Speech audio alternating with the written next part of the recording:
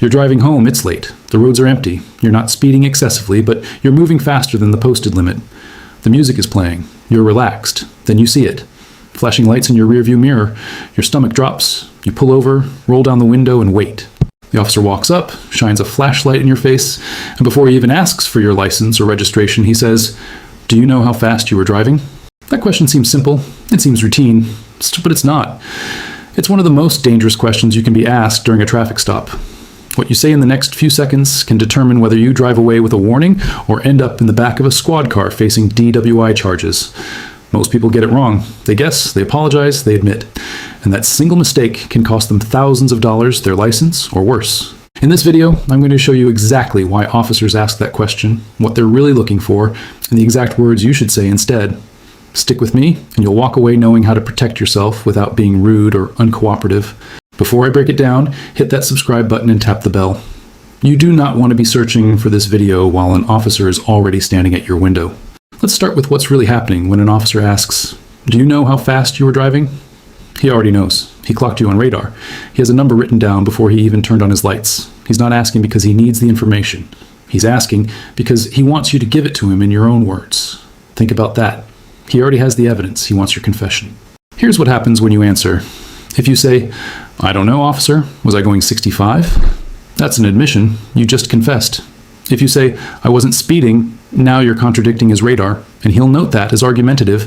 If you say, "Maybe 65, now you've given a number that might not match his radar, making you look dishonest.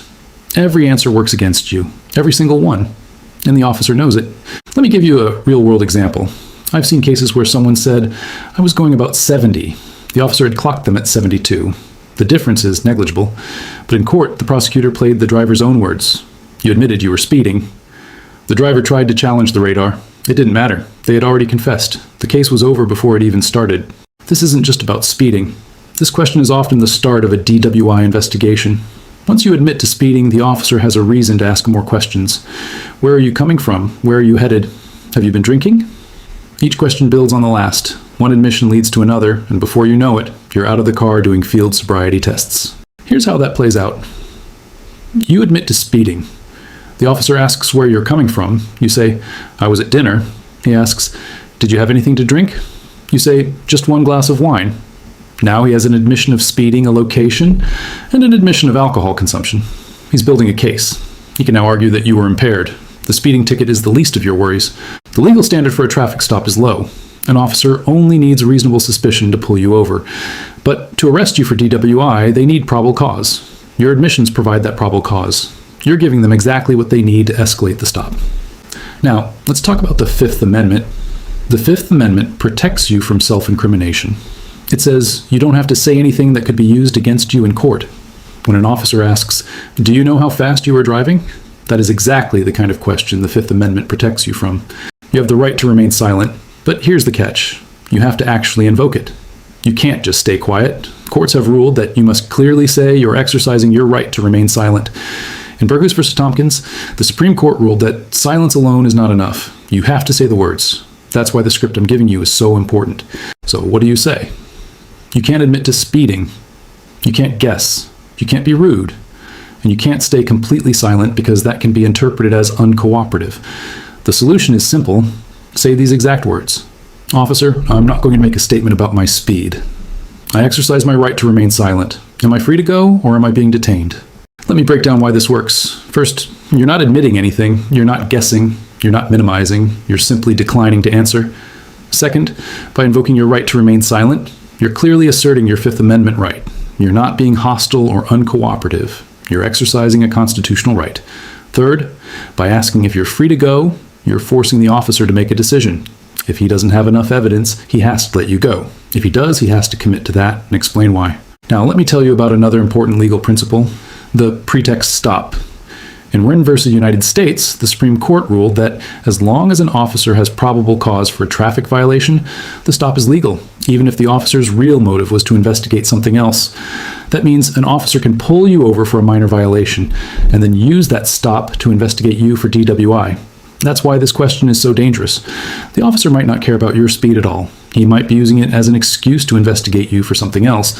Let me give you an example. In one case, a driver was pulled over for a broken taillight. The officer asked, "Do you know how fast you were driving?" The driver said, "I wasn't speeding." The officer then said, "I smell alcohol on your breath." The driver was arrested for DWI. The speeding question wasn't about speed at all. It was about getting the driver talking, getting them on the defensive, and building a case for DWI. If the officer pushes back, stay calm.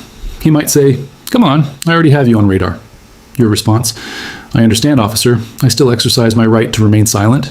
He might say, "I'm going to write you that ticket either way." Your response, "I understand, officer.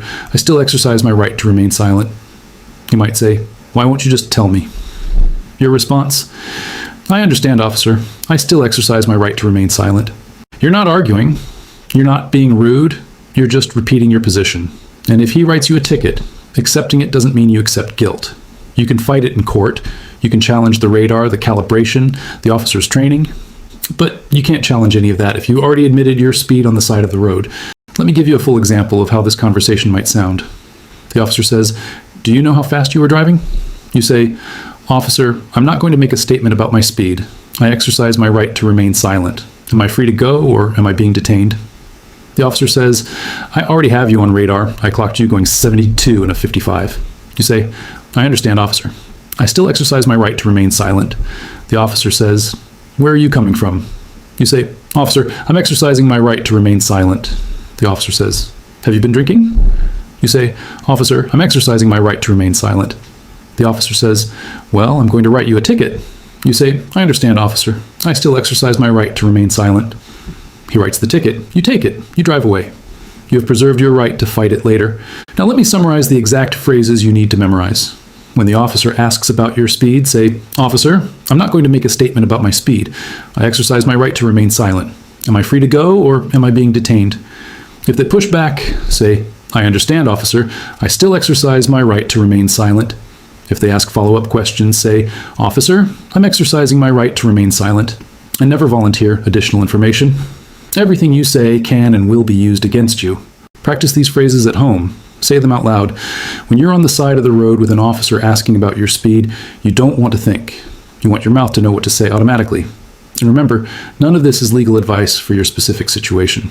Laws vary by state. If you're ever charged with a crime, consult a local attorney who knows the judges and prosecutors in your area. If this video helped you understand what to say when an officer asks about your speed, hit that like button right now, subscribe and ring the bell so you never miss an update, and drop a comment below. Have you ever been asked, "Do you know how fast you were driving?" What did you say? I read every comment, and I will see you in the next video.